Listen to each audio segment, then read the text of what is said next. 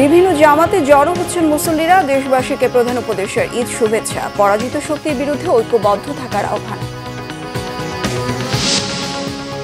লন্ডনের কিংসটাউনে তারেক রহমানের ঈদের নামাজ আদায়। খালেদা জিয়ার শারীরিক অবস্থার আরও উন্নতি জানালেন ব্যক্তিগত চিকিৎসক। ঈদের দিনেও গাজায় নৃশংস ইসরায়েলি হামলা, নারী শিশু সহ ৬৫ জনকে হত্যা। নেই যুদ্ধবিরতি কার্যকরের কোনো নমুনা। দেখছিলেন ক্রাউন সিমেন্ট সংবাদ শিরোনাম। এবার বিস্তারিত। এক মাস সিয়াম সাধনার পর আজ পবিত্র ঈদ উল ফিতর। জাতীয় ঈদগাহ, বায়তুল মোকাররম সহ দেশের বিভিন্ন ঈদ জামাতে জড়ো হচ্ছেন মুসল্লিরা। ঈদের প্রধান জামাত সকাল 8:30টায় জাতীয় ঈদগাহ ময়দানে। ঈদগাহ কেন্দ্রিক রয়েছে 5 স্তরের নিরাপত্তা ব্যবস্থা। জাতীয় মসজিদ বায়তুল মোকাররমে হবে 5টি ঈদের জামাত। পবিত্র ঈদ উল ফিতরের প্রধান জামাতকে কেন্দ্র করে নিরাপত্তা ব্যবস্থা পরিদর্শনে রবিবার সকালে জাতীয় ঈদগাহে যান স্বরাষ্ট্র উপদেষ্টা অবসরপ্রাপ্ত লেফটেন্যান্ট জেনারেল জাহাঙ্গীর আলম চৌধুরী। নাশকতার শঙ্কা নেই দাবি করে তিনি বলেন, দেশের বাইরে থেকে কেউ অপতৎপরতার পরিকল্পনা করলে তা কঠোরভাবে প্রতিহত করা হবে। নিষিদ্ধ সংগঠনের নাশকতা রোধে বিশেষ পরিকল্পনার কথা জানান ডিএমপি কমিশনার। নিরাপত্তা ব্যবস্থা পরিদর্শন করে ডিজি র্যাব বলেন, নিশ্চিত করা হয়েছে সারা দেশের নিরাপত্তা। পবিত্র ঈদ উল ফিতর উদযাপনের প্রস্তুত ঢাকা সহ সারা দেশ। নানা রঙের পতাকা আর সড়কসজ্জায় কমতি নেই। দর্শক, চলে যাচ্ছি জাতীয় ঈদগাহ ময়দানে। সেখানে এই মুহূর্তে রয়েছেন আমাদের সহকর্মী মামুন আব্দুল্লাহ, যুক্ত হচ্ছি তার সঙ্গে। মামুন, জাতীয় ঈদগাহ ময়দানে মুসল্লিদের উপস্থিতি আপনি কেমন দেখছেন আর সার্বিক পরিস্থিতি আমাদের জানাবেন।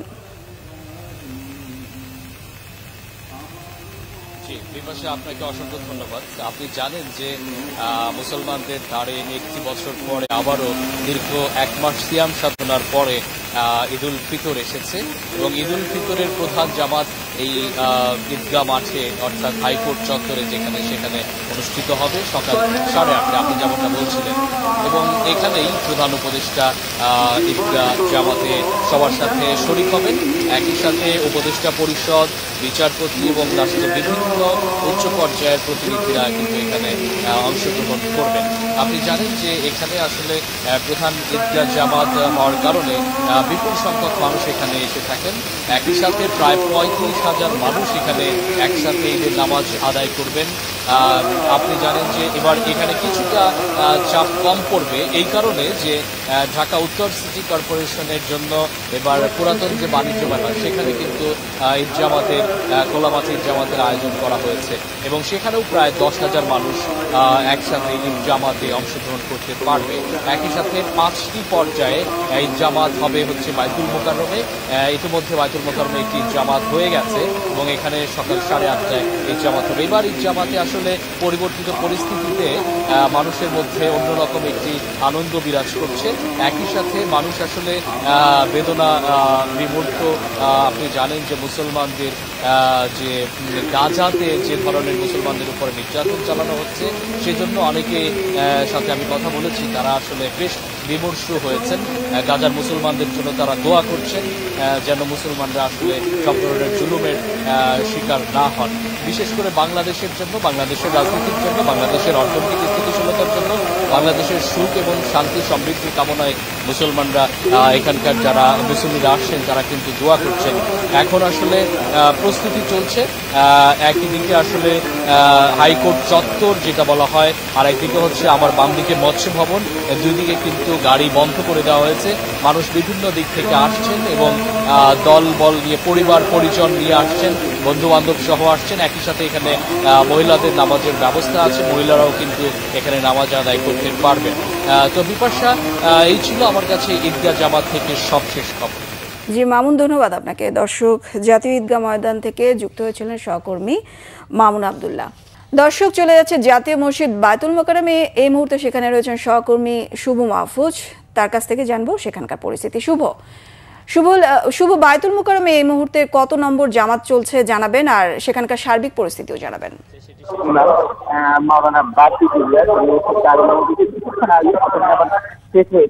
এই জামাত আমরা শেষ হয়েছে।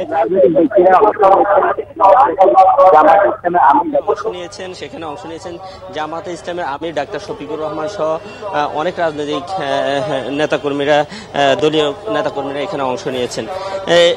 এই জামাত শেষে কিন্তু মুসল্লিরা আমরা দেখতে পাচ্ছি এক এক করে বের হয়ে আসছেন। এই জামাত শেষে আসলে খুতবা শেষে ইমাম যে দোয়া করেছেন যে আসলে বাংলাদেশের যে পরিবর্তিত পরিস্থিতি, সেই পরিবর্তিত পরিস্থিতি যাতে দেশ যাতে পুনর্গঠন করতে পারে, দেশ যাতে সুন্দরভাবে পরিচালনা করতে পারে, দেশের জন্য দোয়া করা হয়েছে। একই সাথে দোয়া করা হয়েছে ফিলিস্তিনের নির্যাতিত মুসলমানদের উপর যেভাবে নির্যাতন করা হচ্ছে সেই নির্যাতন যাতে বন্ধ হয়, বিশ্বব্যাপী মুসলমানদের সার্বিক নিরাপত্তার জন্য দোয়া করা হয়েছে। বিপাশা, এরপরে যে জামাতটি অনুষ্ঠিত হবে সেটি হচ্ছে সকাল 8টা।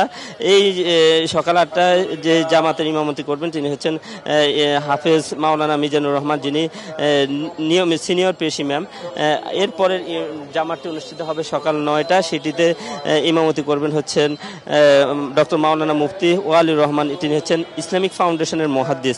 আর চতুর্থ যে জামাতটি অনুষ্ঠিত হবে সেটি হচ্ছে সকাল 10টায়। এই জামাতের ইমামতি করবেন হচ্ছে ইসলামিক ফাউন্ডেশনের অনুবাদ ও সংকলন বিভাগের সম্পাদক ডক্টর মোস্তাক আহমেদ।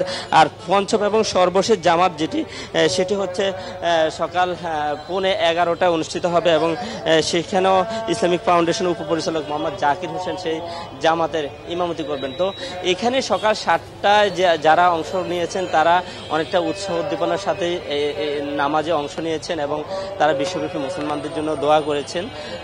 পরবর্তী জামাতের আপডেট সহ আমরা পরবর্তীতে আপনাকে জানিয়ে দিব। শুভ, ধন্যবাদ আপনাকে। দর্শক, জাতীয় মসজিদ বায়তুল মুকাররম থেকে ঈদের জামাতের সর্বশেষ তথ্য জানাচ্ছিলেন সহকর্মী শুভ মাহফুজ।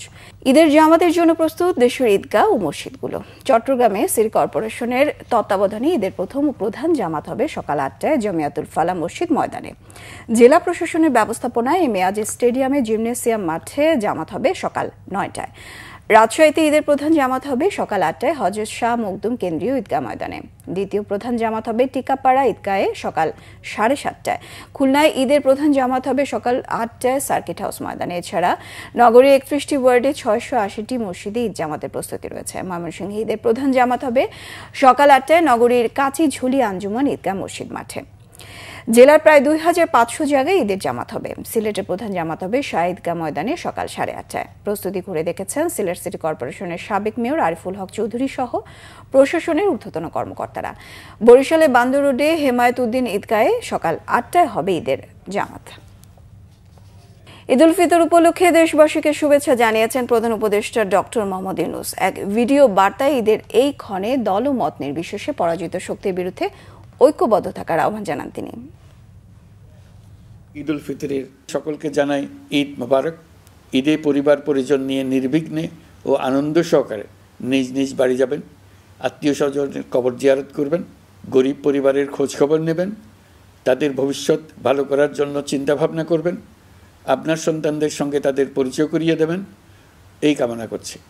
ঈদের জামাতে দলমত নির্বিশেষে সবাই যেন পরাজিত শক্তির সকল প্ররোচনা সত্ত্বেও সুদৃঢ়ভাবে ঐক্যবদ্ধ থাকেন, সেজন্য আল্লাহর কাছে মোনাজাত করবেন, এই আহ্বান জানাচ্ছি। সকলের জীবন সার্থক হোক, আনন্দময় হোক। মহান আল্লাহ আমাদের সহায় হন। সেনাবাহিনী দেশের সার্বভৌমত্ব নিরাপত্তা নিশ্চিতে পেশাদারিত্ব নিষ্ঠার সঙ্গে দায়িত্ব পালন অব্যাহত রাখবে এই আশাবাদ জানিয়েছেন প্রধান উপদেষ্টা ডক্টর মোহাম্মদ ইউনূস। রাষ্ট্রীয় অতিথি ভবন যমুনায় সেনাবাহিনী প্রধান জেনারেল ওয়াকারুজ্জামান সৌজন্য সাক্ষাৎ করতে গেলে তিনি আশাবাদ ব্যক্ত করেন। প্রধান উপদেষ্টা সেনাবাহিনীর ভূমিকা ও পেশাদারিত্বের প্রশংসা করেন। ভবিষ্যৎ কার্যক্রমে সেনাবাহিনীকে প্রয়োজনীয় দিক নির্দেশনাও দেন। সাক্ষাতে সেনাপ্রধান আসন্ন ঈদে দেশের সার্বিক নিরাপত্তা নিশ্চিতে সেনাবাহিনীর বিভিন্ন পদক্ষেপ প্রধান উপদেষ্টাকে অবহিত করেন। এছাড়া জুলাই অভ্যুত্থানে আহতদের সম্মানে দেশের সকল সেনানিবাসে ইফতার ও দোয়া মাহফিলের আয়োজন এবং আহত যোদ্ধা ও শহীদ যোদ্ধাদের পরিবারকে বাংলাদেশ সেনাবাহিনীর উদ্যোগে আর্থিক সহযোগিতা প্রদান সম্পর্কে প্রধান উপদেষ্টাকে অবহিত করেন। সৌজন্য সাক্ষাতে প্রধান উপদেষ্টাকে অগ্রিম ঈদ শুভেচ্ছা জানান সেনাবাহিনী প্রধান। লন্ডনে ঈদ জামাতে অংশ নিয়েছেন বিএনপির ভারপ্রাপ্ত চেয়ারম্যান তারেক রহমান। লন্ডন স্থানীয় সময় সকালে কিংসটাউন মাঠে তিনি ঈদ জামাতে অংশ নেন। নামাজ শেষে নেতাকর্মীদের সাথে ঈদের শুভেচ্ছা বিনিময় করেন তারেক রহমান। লন্ডনে চিকিৎসারত বিএনপি চেয়ারপারসন বেগম খালেদা জিয়া দীর্ঘ 8 বছর পর পরিবারের সাথে ঈদ উদযাপন করছেন। পুত্র, পুত্রবধূ, নাতনি সহ আত্মীয় স্বজনদের সাথে ঈদ উদযাপন করে তিনি মানসিকভাবে অনেকটা ভালো আছেন বলে জানিয়েছেন লন্ডন বিএনপি। এদিকে দেশবাসীকে ঈদের শুভেচ্ছা জানিয়ে বাণী দিয়েছেন বিএনপির ভারপ্রাপ্ত চেয়ারম্যান তারেক রহমান। বাংলাদেশ সহ মুসলিম উম্মার প্রতি শুভেচ্ছা জানান তিনি। বলেন, দীর্ঘ ১.৫ দশকের গুম, খুন, অপহরণের ভয়হীন, স্বাধীন, সার্বভৌম এক গণতান্ত্রিক পরিবেশে দেশের জনগণ এবছর ঈদ উদযাপন করছে। এদিকে লন্ডন থেকে বিএনপি চেয়ারপারসন বেগম খালেদা জিয়ার স্বাস্থ্য চিকিৎসার অগ্রগতি সম্পর্কে জানিয়েছেন তার ব্যক্তিগত চিকিৎসক ডাক্তার AZM জাহিদ হোসেন। অত্যন্ত আশাবাদী, ইনশাআল্লাহ অল্প সময়ের মধ্যেই দেশনেত্রী বেগম খালেদা জিয়ার চিকিৎসা চলতেছে। তো এখানে চিকিৎসাধীন থাকা অবস্থায় এখানকার চিকিৎসকদের পরামর্শক্রমে হয়তো আমরা খুব অল্প সময়ের মধ্যেই দেশে ফেরত যাওয়ার একটি পরিবেশ সৃষ্টি হবে।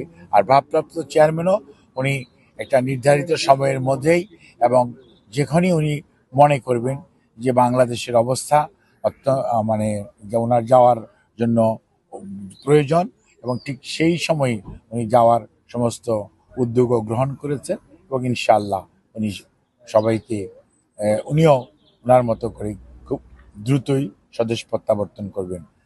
বিএনপি মহাসচিব মির্জা ফখরুল ইসলাম আলমগীর বলেছেন, প্রধান উপদেষ্টার চীন সফর ইতিবাচক। ভূ রাজনৈতিকভাবে চীনের সাথে সম্পর্ক স্থাপন জরুরি। বিএনপি চেয়ারপারসনের গুলশান কার্যালয়ে রবিবার সাংবাদিকদের সঙ্গে মতবিনিময় করেন দলটির মহাসচিব। এ সময় সাংবাদিকদের প্রশ্নের জবাবে মির্জা ফখরুল বলেন, নিজেদের স্বার্থে চীন, ভারত, পাকিস্তান, মিয়ানমারের মতো দেশগুলোর সাথে সুসম্পর্ক রাখতে হবে।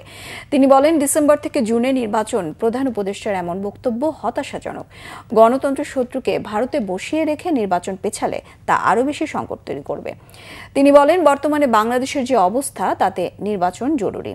কয়েকজন উপদেষ্টার বক্তব্যে হতাশা জানিয়ে মির্জা ফখরুল বলেন, তাদের নিরপেক্ষতা প্রশ্নের মুখে পড়বে।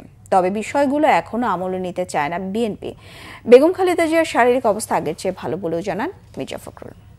পবিত্র ঈদ উল ফিতরের দিনেও ফিলিস্তিনের গাজায় নৃশংস হামলা চালিয়ে নারী ও শিশু সহ অন্তত ৬৫ জনকে হত্যা করেছে ইসরায়েলি বাহিনী।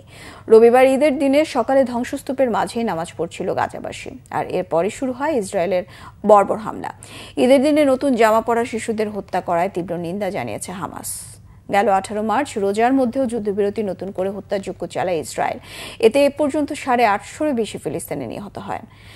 এদিকে গাজায় যুদ্ধবিরতির জন্য কাতার ও মিশরের দেয়া প্রস্তাবে রাজি আছে বলে জানিয়েছে হামাস। 5 জিম্মির মুক্তির বিনিময়ে 50 দিনের যুদ্ধবিরতির একটি প্রস্তাবে সমর্থন জানিয়েছে তারা। হামাসের শীর্ষ এক নেতা খলিল আল হায়াম জানিয়েছেন, ইসরায়েল ও হামাস দুপক্ষ সম্মত হলে গাজায় কার্যকর হবে 50 দিনের যুদ্ধবিরতি। তবে যুক্তরাষ্ট্রের সাথে আলোচনা করে মিশর ও কাতারের কাছে পাল্টা চুক্তি জমা দেওয়া হচ্ছে বলে জানিয়েছে ইসরায়েলের প্রধানমন্ত্রী বেনিয়ামিন নেতানিয়াহুর কার্যালয়। ঈদের আগের দিন গতকাল রাজধানীতে হঠাৎ চড়ে গেছে মাংসের বাজার। কেজি প্রতি 50 থেকে 100 টাকা বেশি দামে বিক্রি হয় গরু আর খাসির মাংস। ব্রয়লার ও সোনালী মুরগির দামও বাড়তি। চাহিদা বৃদ্ধির সুযোগে রাজধানীর বেশিরভাগ বাজারে গরুর মাংসের দর 50 টাকা বেড়ে বিক্রি হয় 800 টাকায়।